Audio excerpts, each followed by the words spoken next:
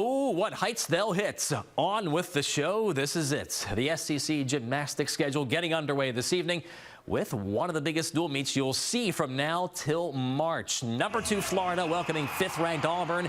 And the subplot, reigning NCAA queen Trinity Thomas up against the Olympic champion in the all-around, Suni Lee.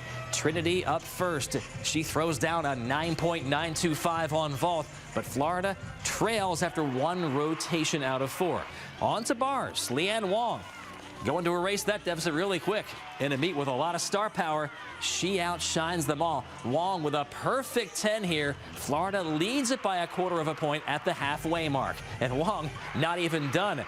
She was an Olympic alternate herself, you know, on balance beam. Her second 10 of the night. She becomes the 3rd UF gymnast to do that in a single meet. She wins the all-around with a 39.825.